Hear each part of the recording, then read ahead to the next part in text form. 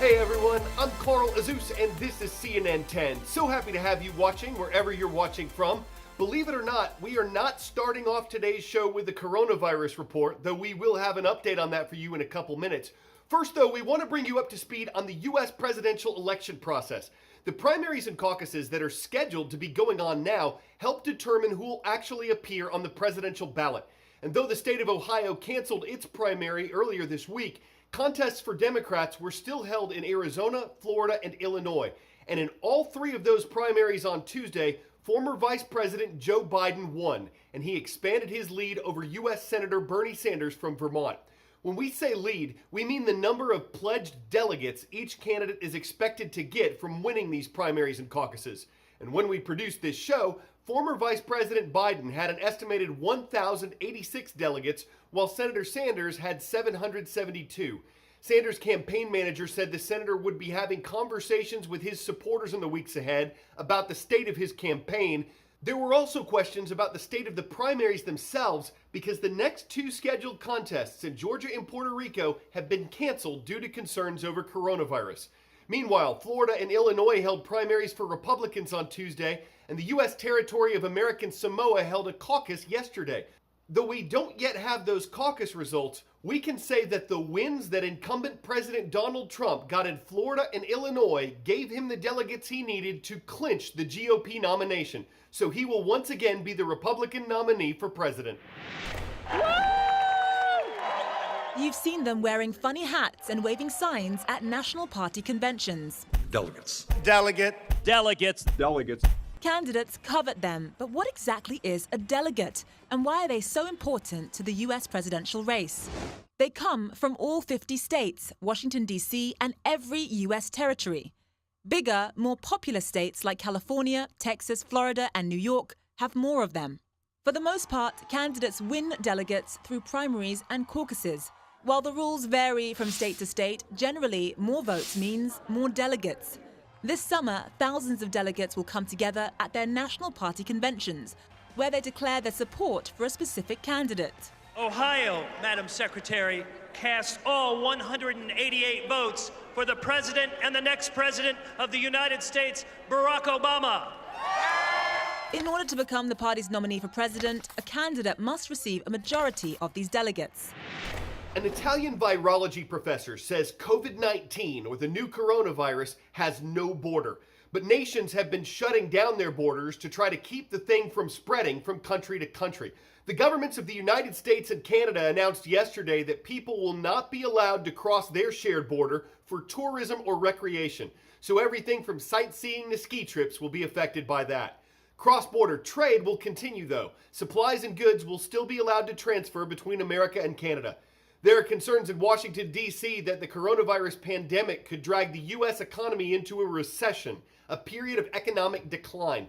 So Democrats and Republicans in Congress are discussing stimulus packages, plans worth hundreds of billions or even $1 trillion of government spending that are intended to stimulate the economy, keeping small companies in business, encouraging Americans to spend and borrow money. This could be part of that.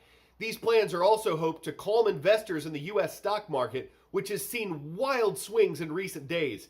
Increasingly, Americans are staying home from work. The nation's big three car makers, Chrysler, Ford, and General Motors, are reportedly planning to close all of their U.S. plants because of the coronavirus outbreak. And with scores of students out of school, they're finding themselves having to learn in a completely different environment. So who's going to be in the class today? The running list of school closings nationwide changes by the minute due to coronavirus. For the time being, the face-to-face school day has been replaced by e-learning. Many college students may be used to logging into school, but now online learning has become the norm for students of every age. So we have 4 classes a day with 15 minutes in between each class and a 30-minute lunch break. Sam Montag is 13. This is his first day attending 7th grade from his bedroom.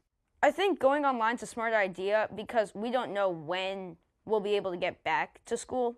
No, 12 y 12. Westminster School, a private K-12 in Atlanta, is trying to make online school as close to regular school as possible. So the day starts with homeroom, from home. Just follow what I'm doing. Everyone's doing it. Carolina Mars has been teaching French and Spanish classes for 8 years. For the past few days, she's been translating her classroom lesson plans into e-learning. We've been working on learning how to order food and being open-minded about trying new foods. Field trips are completely out of the picture now. And so we are trying to change the focus of this unit to be, instead of ordering food, to cooking at home. This is the first day she's wrangling her students from her dining room table. And we have everyone in class. Applause, everyone made it. Très bien. Control over the class is one thing that I just have to let go of. I'm not there, so I'm not going to have the same amount of control. The obvious question, is this going to work? Online education has been around for a long time, but it's never been tested quite like this. You know, there's that rule or that guideline that your attention span is only as long as your age in minutes. So for middle schoolers, we're talking attention span is usually 11 to 14 minutes max. Dr. Lizette Acosta-Corniel has been teaching online classes for a decade. She also teaches in the classroom. She says preparing good online coursework takes time, something coronavirus didn't allow. The education is going to suffer in the sense that the content might not be the same. The experience might be overwhelming for instructors, for parents, for students. Temporada 1, temporada 2, 3. Temporada 3. So you don't think that 2020 spring semester is going to be a lost semester for students across this country? Absolutely not. We might gain from this experience about preparedness, about having more services and programs for our students nationwide, have more accessibility, more technology, more support for digital humanities, and therefore have a vision forward. Sam is learning a new way to be a student. His advice for his virtual classmates? Just kind of remind yourself that you're still in class and that it is still school, even though it's from your house. Do you think that you can leave your students with the same kind of education that they would have if they were with you in the classroom? Yes, I can probably cover everything that I need to cover, but education is so much more than what we cover in class. All extracurricular activities, robotics, all of that is part of a student's education. Evan McMorris Santoro, CNN, New York. 10-second trivia. What is the fastest spinning planet in our solar system? Mercury, Earth, Jupiter, or Saturn? It's not only the biggest planet, scientists say Jupiter is also the fastest spinning. It completes a day in less than 10 hours.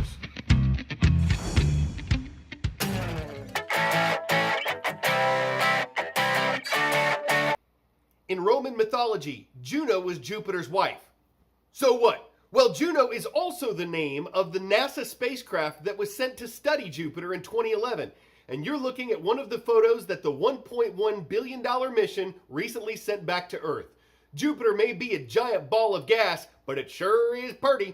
And as a number of reporters put it, this picture can help get your mind off what's happening on Earth for the time being. Sad, turning your attention far away from home, making heads spin like Jupiter where only Juno roams. You don't have to be mercurial to want to make a change. Just Neptune in to a distant spacecraft range. It's a Marsing. And aside from Pluto, who would pan it? It lets us make puns like we didn't even plan it. Okay, that's enough of that. Today's show, our last stop is in Eagle River, Alaska, where we're happy to see the students of McKinley Heights School watching today. I'm Carl Azuz for CNN.